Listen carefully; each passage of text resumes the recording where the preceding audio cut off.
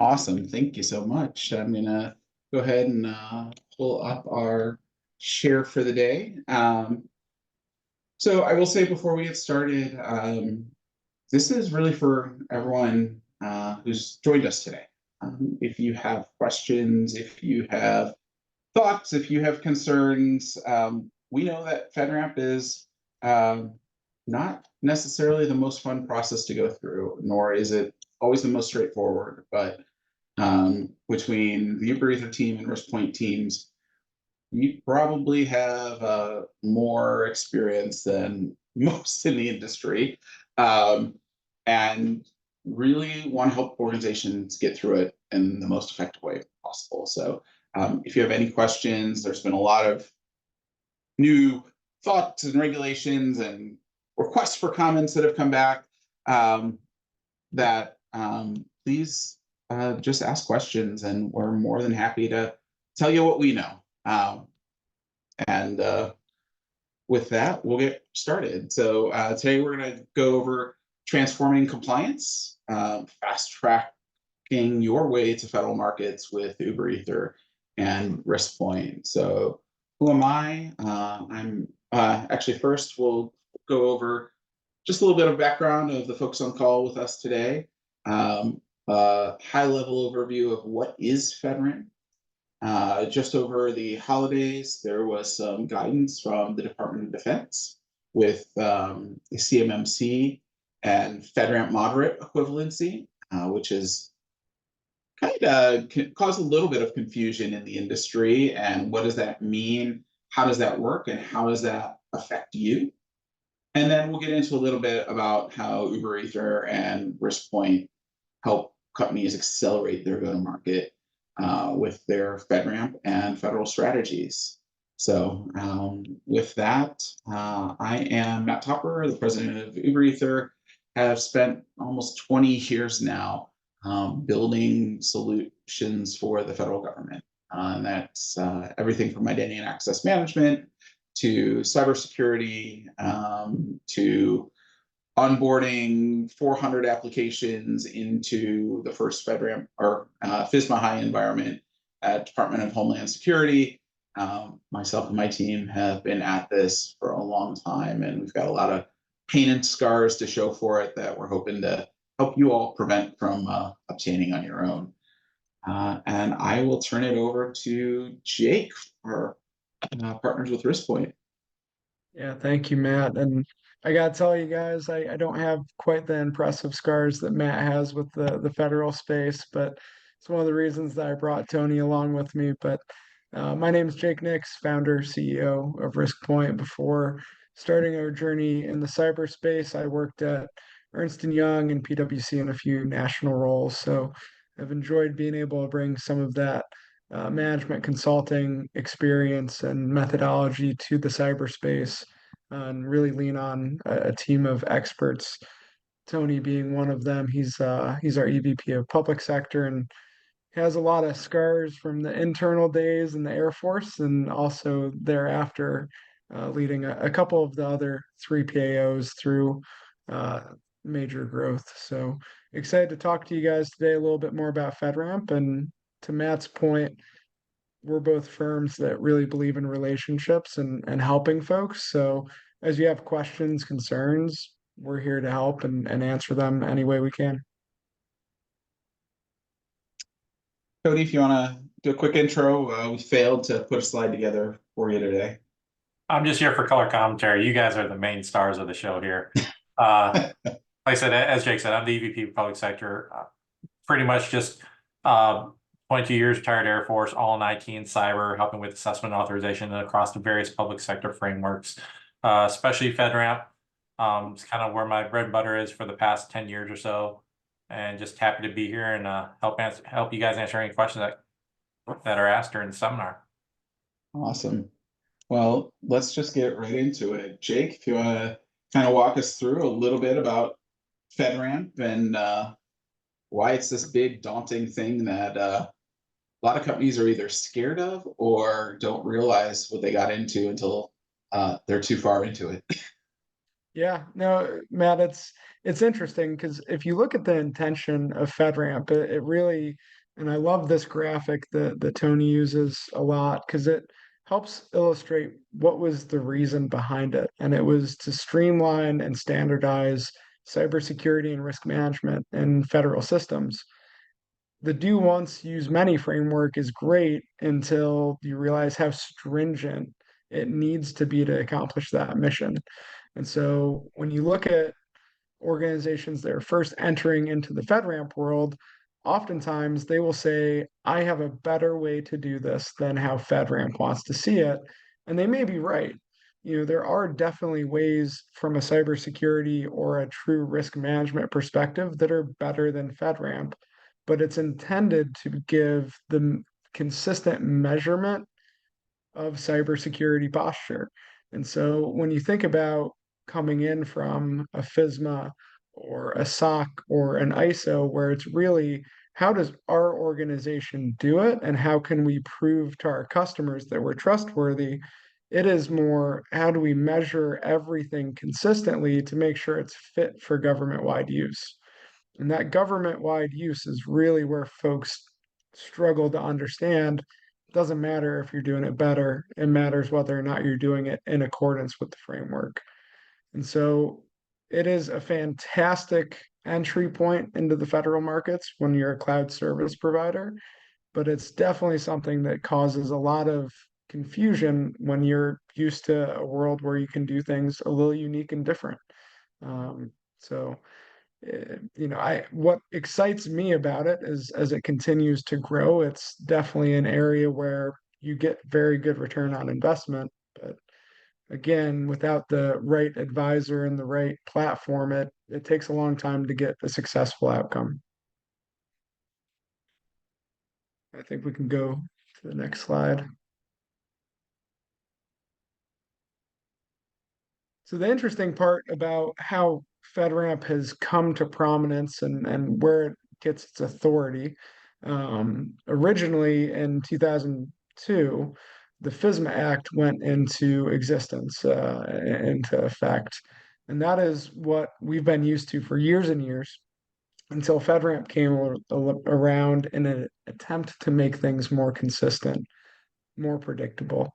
And then in 2023, and one of the reasons that we've seen a lot of acceleration in the space over the last 12 months is because FedRAMP has become law as part of the FedRAMP Authorization Act and the National Defense Authorization Act. So that is really the foundation of where FedRAMP gets its authority. When you layer things on top of that, like the OMB A130, your FIPS 199, and other federal mandates, you start to see the framework evolve and really begin to make a little bit more sense. Going back to the previous slide, where folks oftentimes get a little bit confused is 837, 800 137, and 853.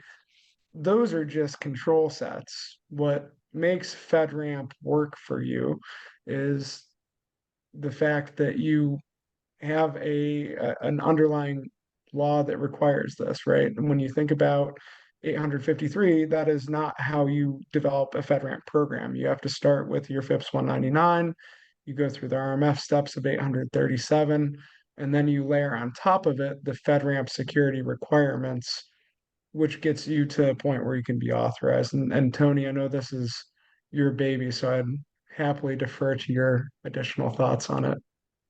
No, I mean, you hit it nail on the head, Derek. What this is just kind of shows how the various things that are comprised of FedRAMP, right? So all the regulatory requirements. So it's not just something that says, "Oh, someone just pulled it out of the air, thin air, and you have to do it."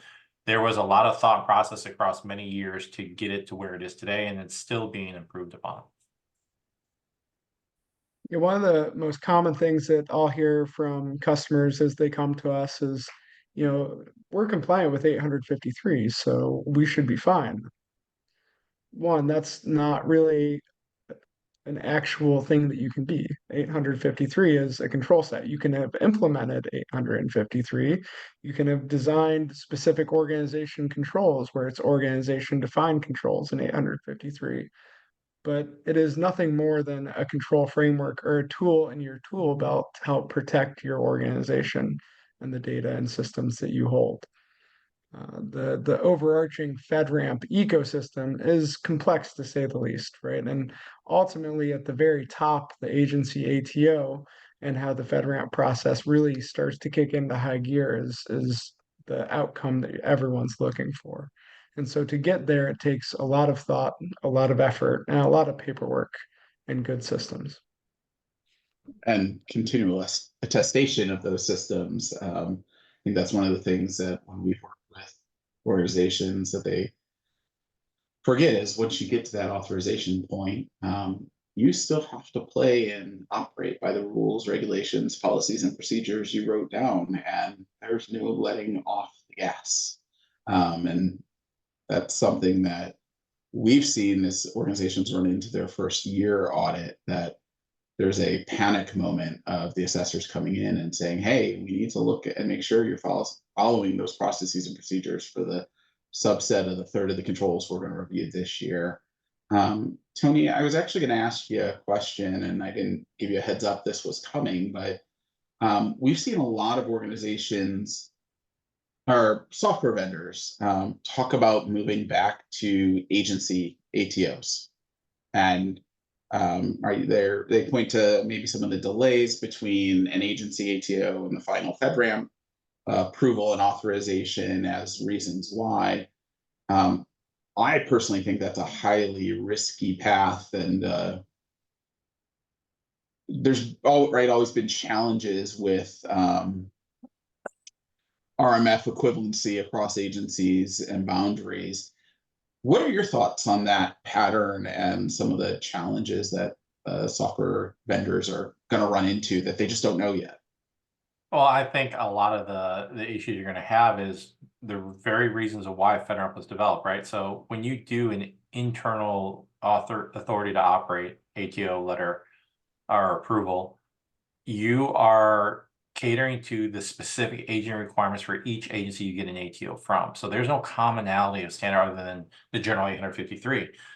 Based on each of those agency requirements, you will have to create a hodgepodge of requirements and how you meet them all, which is what FedRAMP is everyone agreed to. There's a commonality of controls and standards to meet those and those thresholds.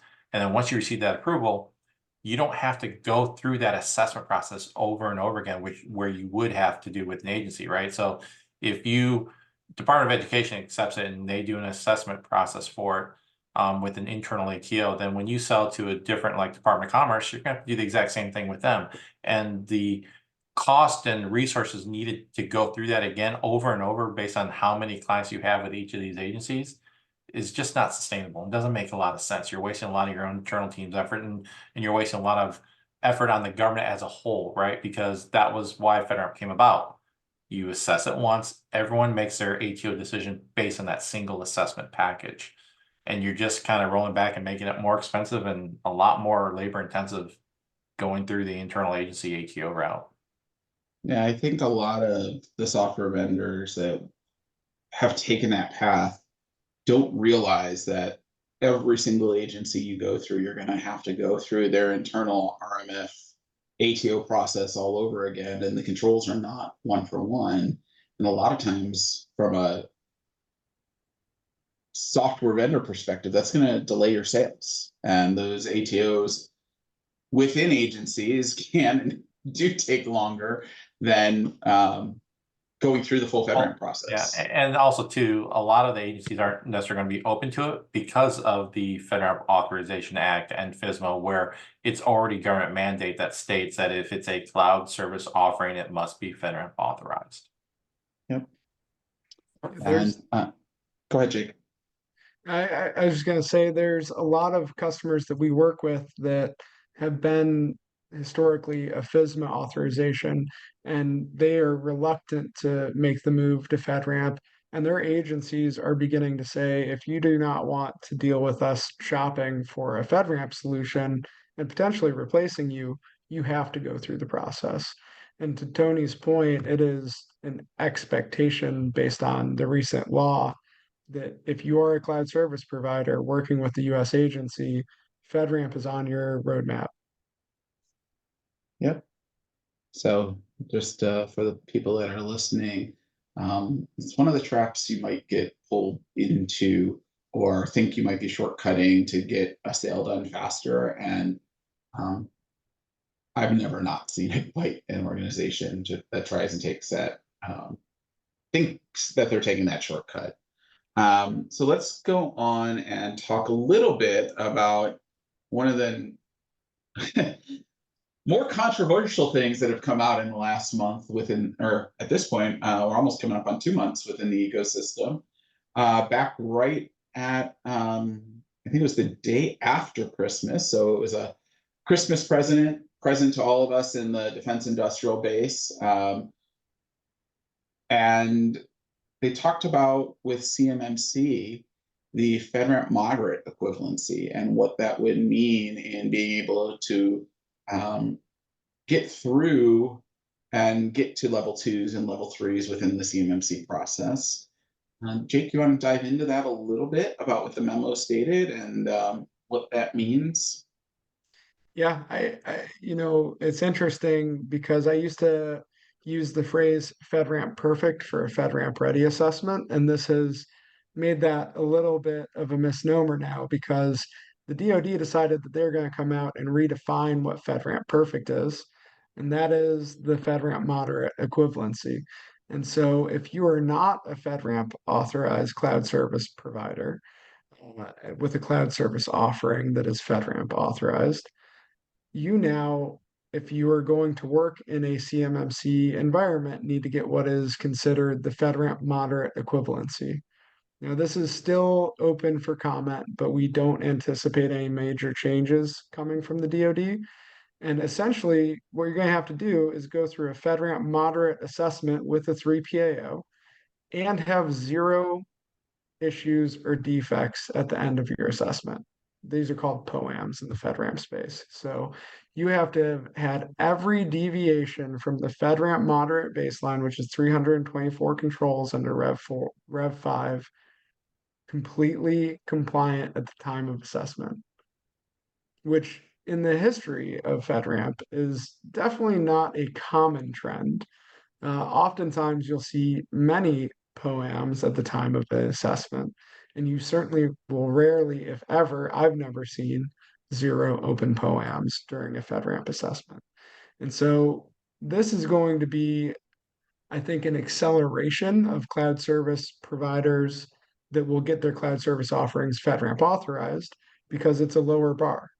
If you have an opportunity and you have a sponsor and you want to do work in the defense industrial base, working with customers that have CMMC compliance requirements, FedRAMP authorization is a more sustainable path forward for you.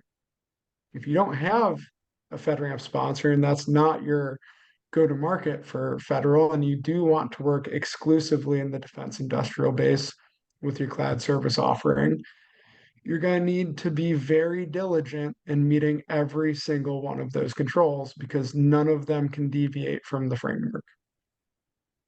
And so, Matt, this is something to me that is interesting and a great reason to work with a platform as a service that does great things like UberEther, that has a team in place that manages it every day, because it's going to be hard enough to do the application controls, at least if you have a trusted partner that brings your infrastructure and security monitoring to that level.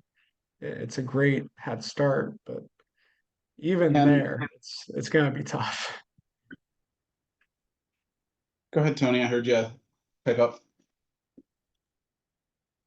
I mean, the thing here is, Jake kind of was nice and says in the history of it that hasn't happened often. As far as I know, it hasn't happened at all. And really it's more my personal opinion is the fact this is driving everyone, as Jake said, to get FedRAMP authorized, because it doesn't make from a business investment sense to maintain and apply a FedRAMP perfect program without at least benefiting from the being FedRAMP authorized. It just doesn't make sense. And because what people fail to catch on is not just on the initial authorization assessment to be 100% perfect. It's every annual assessment thereafter, plus the red teaming exercises under Red 5, plus the annual pen testing exercises that have to be performed every year. It is a significant investment without getting the benefits of being FedRAMP authorized. 110%. And UberEther was actually invited to a DoD private event to talk about this and the challenges of CMMC and all the organizations that have to get there, and they're not going to let up on this. And this is steadfast what they're moving forward with. And I think for the software vendors that are listening in today, when you think about FedRAMP, when you think about the federal government sales, a lot of times those thoughts and business plans stop at federal government customers. And what this is forcing is, and this is the first time I finally heard a true number from the DoD on this, the 220,000 organizations that are in the defense industrial base. And as I like to jokingly call it, all the way down to the 4 dudes and a dog that are gathering all the bolts for specific missile programs or specific tanks and making sure they're sourced from US steel and deburring before they go to the manufacturing floor. So 220,000 organizations that support the defense industrial base are required to do this and use systems that are FedRAMP authorized, or they're not going to contractually be allowed to do business with the federal government. Right? People think of the big GEs of the world, the FSIs of the world, the Boeings, those type of organizations, but we've actually started to see Equifax or Thomson Reuters, a lot of different industries that you don't typically necessarily think are directly doing business with the Department of Defense, but the VA program and their 401k programs, their pension programs, it reaches a lot further and deeper than I think most of us ever realized. And the really interesting thing that I've seen over the last week and a half is CISA calling for civilian agencies to look at this exact same memo and start potentially pushing that onto any federal government contractor, or at least similar rules. And then I think it was last Thursday, I saw the same call go out from the federal government to the states to look at CMMC and some of these rules to start applying to their contractors. So I think very, very quickly, we're going to see this grow beyond the DIB and really become the baseline for doing business with the federal government. And sadly, there's not enough time or assessors or people to get everyone through this as quickly as it's going to be required. So we'll jump on next to a little bit of clarification on the FedRAMP program and how the 3 different steps in the process work, and kind of the expectations for cloud service providers, software vendors as they go through it. Jake, you want to run through a little bit? Yeah, no, thanks, Matt. And I love the perspective that you gave, not just on the defense industrial base, but moving into the rest of government. To me, it's one of those areas where when you think about protecting the country, especially against nation state actors, if we don't have a solid foundation, we have no chance. And so, while it feels like bureaucracy, it is the right step as we secure the country moving forward into the future.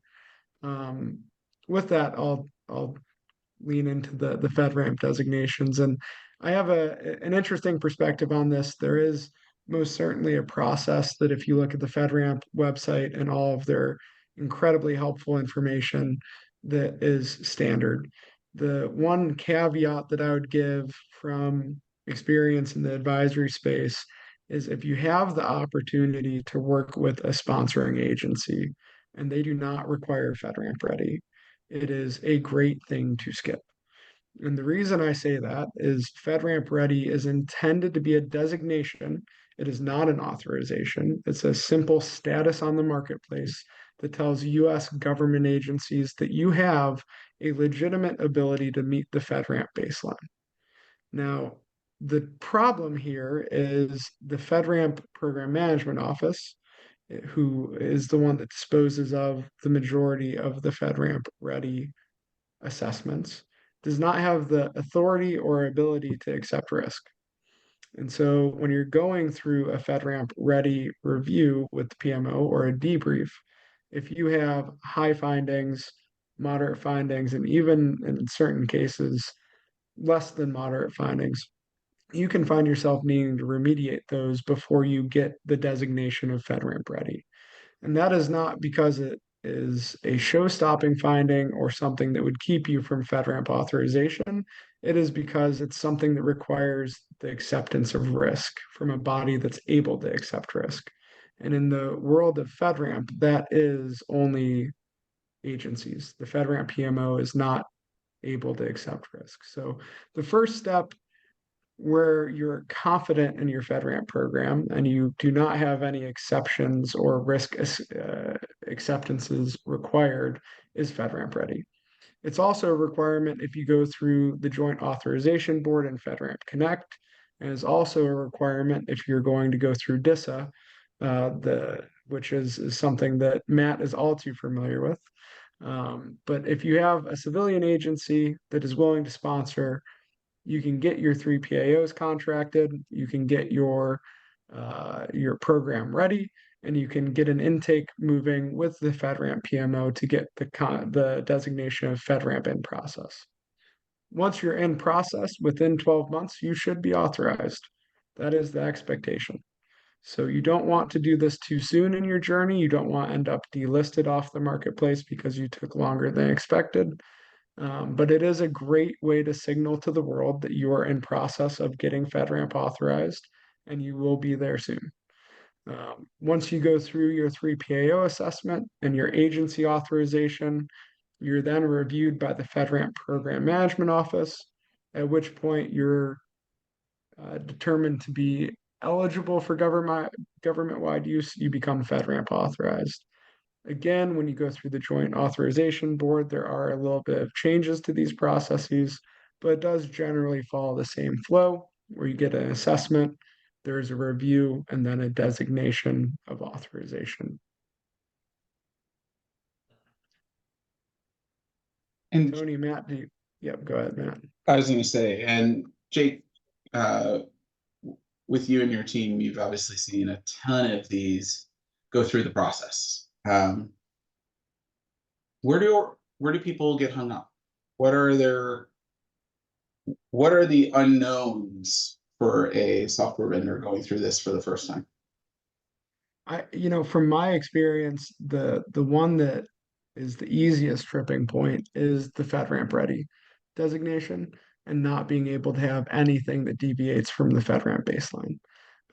That's the one that I see most commonly, and that's why I will get on my soapbox and say what I said at the beginning as many times as I can, because there's nothing worse than seeing a company invest $1 million into something and come up short.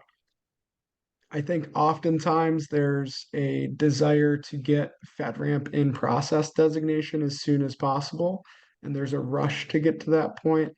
And then there is either a delisting or a little bit of friction within the FedRAMP community. Really being ready and sure that your agency is ready to sponsor you, that your 3 PAOs are contracted, and that your system is in a place where you can go through an assessment and authorization within the next 12 months. That's probably our second most common issue. And then just creating false expectations for the overall timeline. FedRAMP takes time. Even when you're going through an acceleration, once you get to the agency stage and then the PMO stage, it is a government service. Even the agency, even the FedRAMP PMO, there is no cutting to the front of the line. There is no accelerating the timeline. When you are 18th in the queue, there are 17 people going in front of you, and sometimes they take longer than expected. Uh, you know, Tony, I know that you have even more experience than what I've had, so I'm happy to turn to you. And then Matt, I would love to hear from your perspective the stumbling points, because I know you've personally experienced ones completely out of your control that have been fun. Yeah. Tony? Yeah, I mean, I think the biggest thing is that expectation. So FedRAMP is not anything like your typical SOC 2 or high trust or ISO. It takes time. And there's a military saying, slow is smooth and smooth is fast, meaning when you try to cut those corners and try to accelerate outside the established process, you end up having to overcome a lot more stumbling blocks that end up costing you more time than if you just follow the process the way it is meant to go. That's really where it comes in. It's a heavy lift. Not anyone's going to lie, even with acceleration. Acceleration makes it easier, but that's relative to what you would normally go through in a normal FedRAMP authorization process. So that's about all I have to add, Matt. Yeah, Jake kind of alluded. UberEther took what the FedRAMP team called the hardest approach, in that we went through the DISA Impact Level 5 authorization first. And to date, there's just over 300 service providers on the FedRAMP marketplace, and only 7% of them, so about 20, have gone through the DISA process first. And they couldn't even find one that did IL5, which is the highest level of security before you leave the internet on the DoD or in the DoD. So we took that path.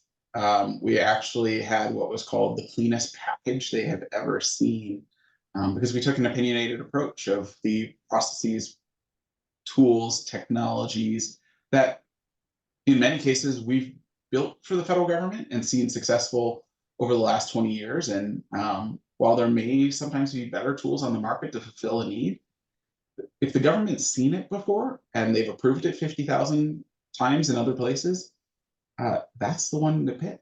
And as we roll into the UberEther platform, we can talk a little bit more about some of those things and how we help you get through those. But I did everything I could, right? We're a small business that is growing rapidly, but after our DISA authorization, what was supposed to be a 2-week review process, we were delayed by 6 months before the FedRAMP board could even get started, just because their backlog was, and at this point continues to be, that far. I live in the state of Michigan. The senator who wrote the FedRAMP Act and is in charge of the basically whole budget for FedRAMP is my local state senator. I reached out to him, he reached out to the FedRAMP board, and they said, no one skips the line. There are no fast paths.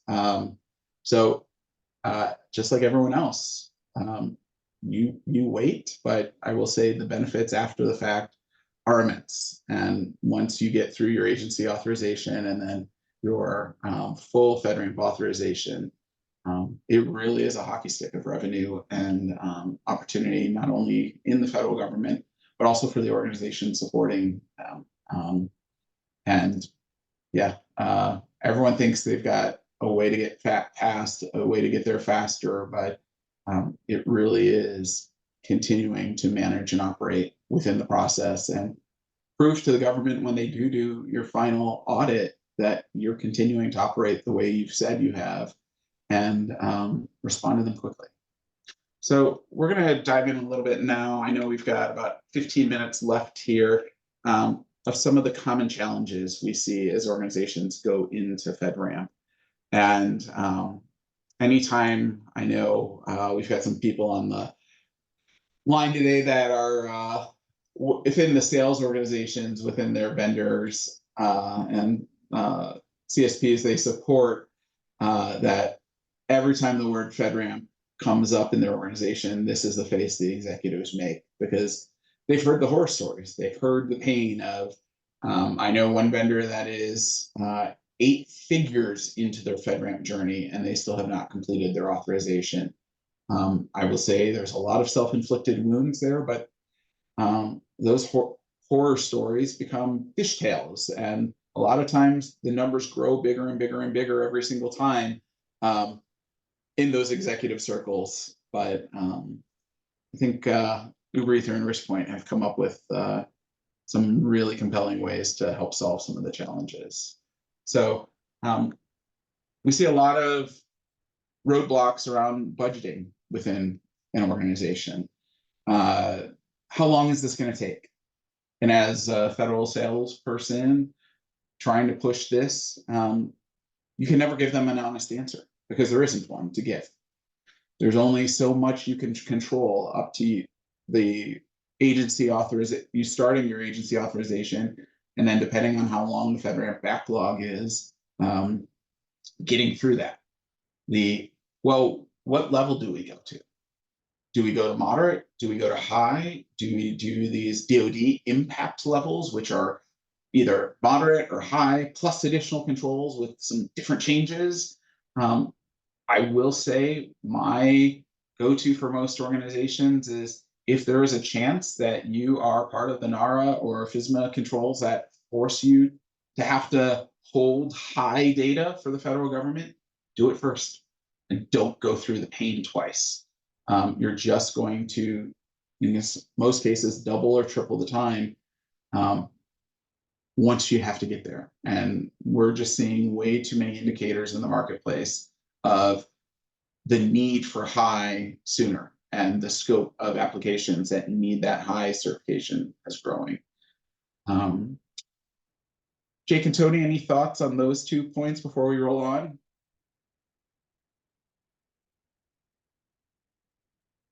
I think you captured it really well. I mean, it's one of those areas we've had multiple calls this week where it's folks that are trying to go from moderate to high, and if you get the opportunity to start at a higher baseline, it's well worth the investment. And with the right partners, it's not that much more of an investment. Right? Most organizations that I see start at moderate and move to high, and then end up spending 3 times the cost to get there. And those who are at moderate but plan for high from day one, maybe they're at 1.2 of what they would have been for just doing moderate in the first place. So it's worth the pay up front and that additional justification. And both of our organizations are more than happy to help people kind of lay that out for their executives. Change control, there's horror stories about, I can only add and update my code once a year. It really comes down to how you write up your significant change processes and what you define up front. And a lot of organizations say any change is significant and don't do a real good cut and divider in their initial documentation, which perpetuates the stories of how bad it can be. Sponsorship from an agency perspective is difficult. Finding sponsors that you can trust to be there through the 12 months or more that it takes to get through can be hard. There's also fishtails on the government side about how much involvement as a FedRAMP sponsor there is. The RiskPoint team has a wonderful slide deck that you can provide to your stakeholders or potential sponsors of, no, this is really what it takes. And based on using UberEther, using RiskPoint, how much further down that effort can be. FIPS requirements, we see a lot of that, or organizations just look at their internal app code. So are you writing it in Java? Are you writing it in Ruby or C or Rust, and using those specific libraries? But it goes much further beyond that to all of your underlying data stores, all of your application TLS connections coming in and out, all of your APIs. So that's a place we see a lot of stumbling. And then how many resources is this going to take? A lot of organizations go in at moderate, read the rules, and see that they have they can use non-US citizens to manage and maintain and push code within a moderate environment. And they tend to say, well, we'll use our existing offshore support teams to do that. Well, the hidden secret is a lot of times, well, not a lot of times, it is the rule that any agency can put additional requirements on. And we know that the DOJ, DHS, including CISA, the Treasury Department, even at a moderate level, require the administrators that are hands on keyboard, doing patches, doing updates, monitoring the logs, monitoring for incident response, be US citizens. And a lot of organizations get stuck with those costs after the fact because they don't plan for it up front. So we'll kind of run through real quick. And then this is, I will say, I will take all credit for this dig, but a lot of the traditional challenges come from the fact that the assessors and the advisors have traditionally always been 3PAOs. And yes, RiskPoint is a 3PAO and plays both hats, but they're the exception to what I'm about to say. Most cases, the only way these organizations grow is by putting more butts in seats, charging at a time and materials basis to your organization. They are incentivized to continue that path and not be completely transparent about all the controls and all the far-reaching pieces that when you go to them and say, I need an assessment on our software, they will do your assessment on your software to get FedRAMPed, but then until it's over, not tell you that all of those controls also apply to your processes, your procedures, your HR processes, how you onboard people, how you give them access, sometimes extending all the way down to the workstations they use. So you've got to change how the endpoint security is done on all of your devices for people who have access to this environment. And they use that to perpetually just continue their time billing with you. Or they build scarcity in the market, which allows them to drive up their rates. It's a business model. It's not the one either of our organizations want to be in. We believe that long-term customer success and speed to market win. And as we all grow together, we all win together, and not trying to milk the most out of what we can get.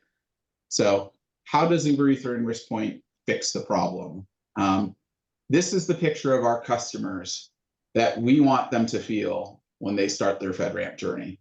It's a lot better than this look, but we spend a lot of time with our customers explaining these problems, explaining how to mitigate a lot of the traditional concerns.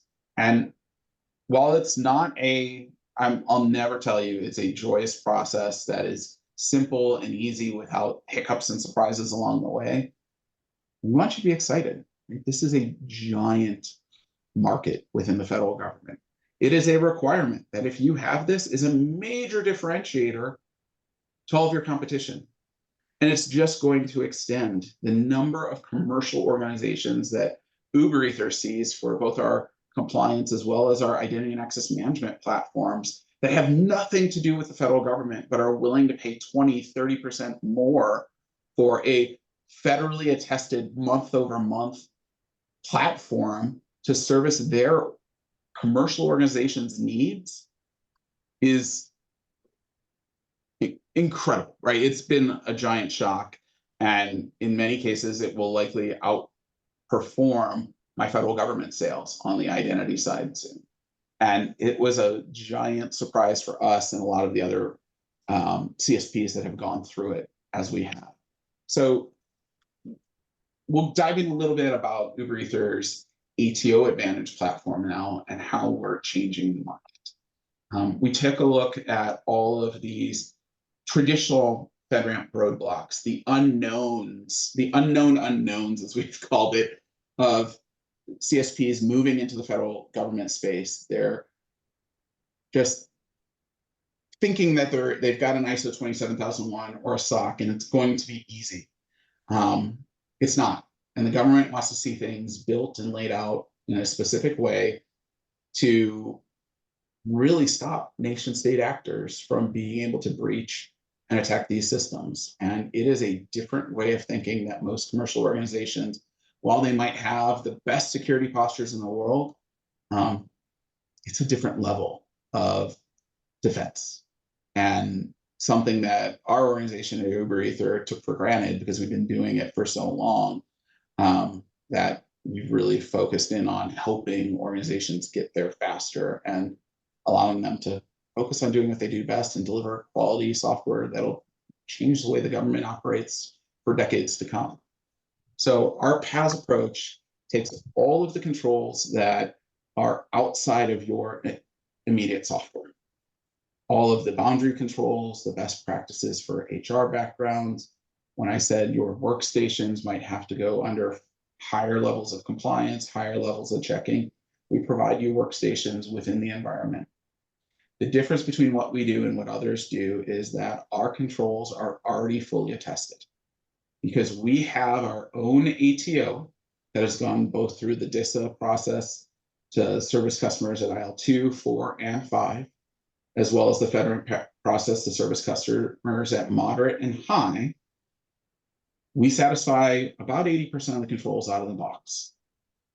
You don't have to go through and reprove and reattest those controls through your ATO. Some of our competitors that don't carry their own ATO, they will give you automation platforms, they will give you scripts, they will give you documents. But at the end of the day, your assessment times, your times you spend with the agencies, as well as the FedRAMP PMO board, are across 100% of those controls. Amazon gives you about 30%. A lot of the physical access controls that you can't walk out of a data center with a hard drive, they'll handle that for you, but everything else you are responsible for as the CSP. And we take all of that off of your hands and provide that to you as a service. And with that, it comes with a team that's been building this for 20 plus years.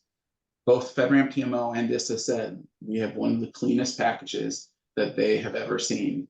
Jake and Tony alluded to the POAMs and the reports. We went into both of our assessments with no highs. It's unheard of. I think we had 3 moderates and 15 lows. Most organizations are going in with hundreds of moderates and 1,000 lows and having to clean that up after the fact.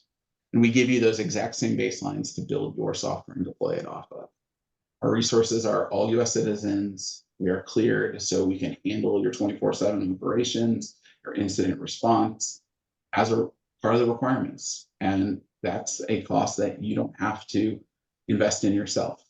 24/7 incident response team is 13 US cleared resources you would have to hire. That's $3 million a year in spend that you're probably not planning on from day one.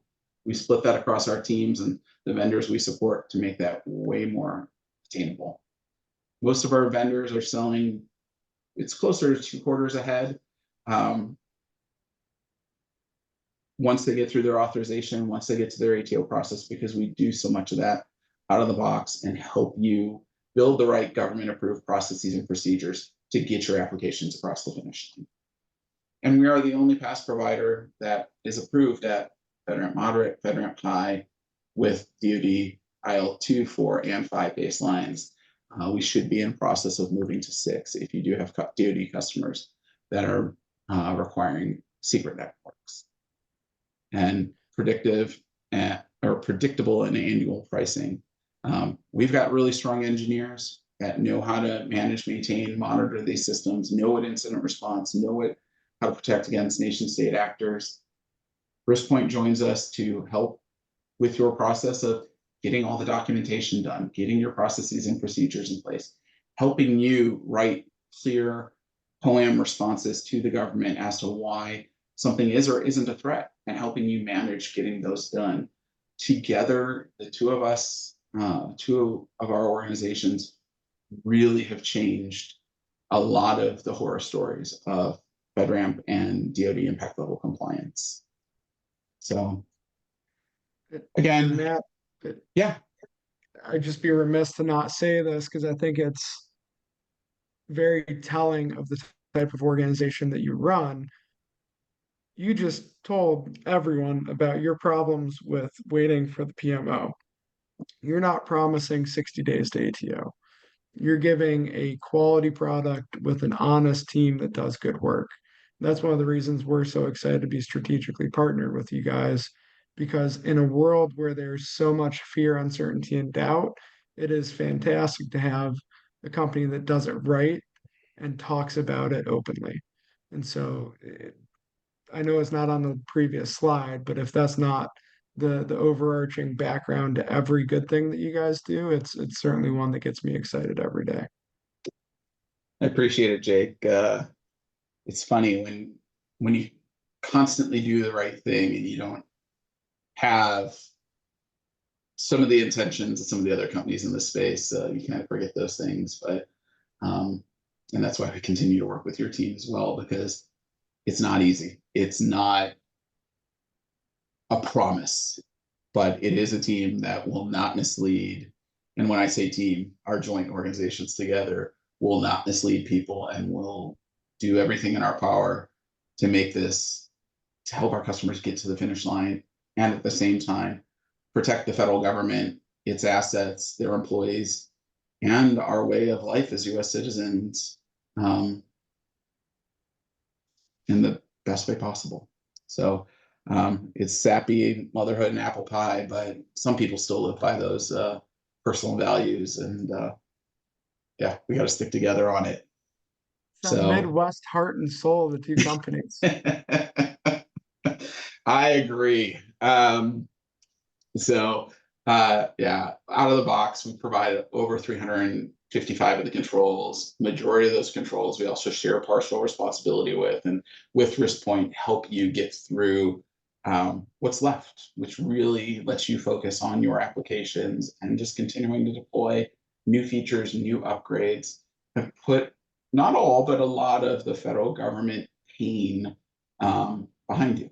It's up to us when you move from Rev 4 to Rev 5 to update all of those baselines, and the 80% that we give you out of the box, that's on UberEther long term, and that's on RiskPoint to help update the templates and those pieces. But if you're buying some of the platform providers, you might have to buy a new software package that you didn't budget or plan for, or you might have to be their guinea pig to go through the ATO as the first time with these new controls. Right? With us holding that ATO ourselves, we have to be our own guinea pig, and don't make that your problem.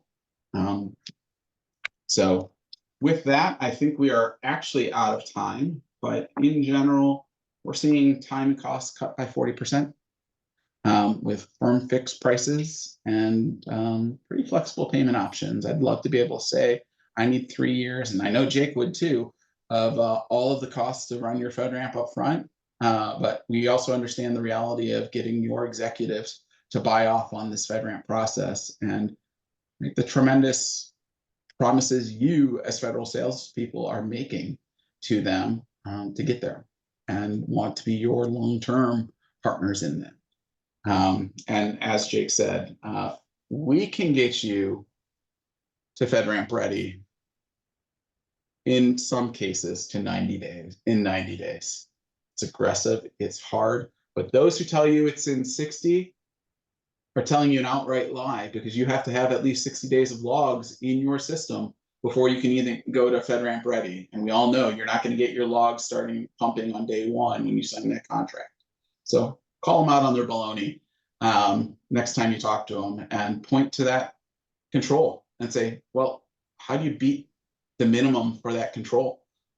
Just a little bit different of how we approach our customers with the truth from day one. So here's a scary list of Rev 4 documents that you're required as part of the process. So not just technical, but all of this, but that's where our partners at RiskPoint will help you get through this in the way more effective way. So at this point, we will shut up and open for questions if anyone has them.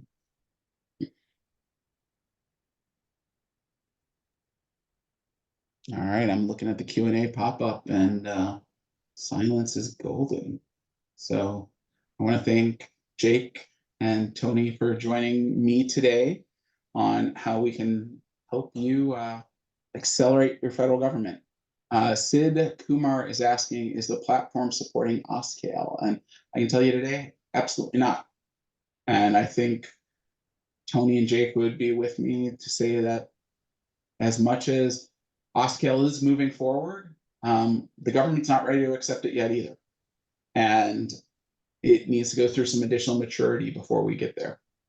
So Sid would love to have a conversation with you and your organization, see if you've found something we haven't yet. But I can tell you, our team does a ton of research on what's coming, what's been done at this point in time, and haven't found anything compelling enough to make the switch. So there's some other ways through automation that we've been able to gain many of those promised advantages today. It's not a magic shortcut code, right? You're still having to do all the work, all the control statements. As the PMO advances, as the technology advances, as platforms that do it well get authorized, that's the time to start thinking about switching. I think it's a great conversation to have, but I don't think it gives you any business value yet.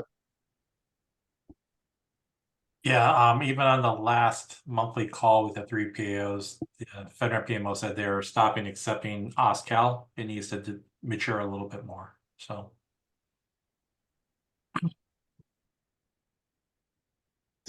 yeah, again, sometimes those magic bullets aren't always such magic, and trust me, we all hope they are as we move forward in the future, because hopefully it'll cut down on the amount of continuous assessment we all have to do together. So, and before we sign off, I also want to thank CareSoft for hosting us today and bringing us all together to talk about what's a painful process at times, but hopefully teaching you all a little bit about FedRAMP, the goods, the bads, the challenges, what to expect, what not to expect. And as always, if there are any questions after the fact, please reach out to myself or Jake. We'll leave Tony's email off because we know he's swamped, but always happy to help.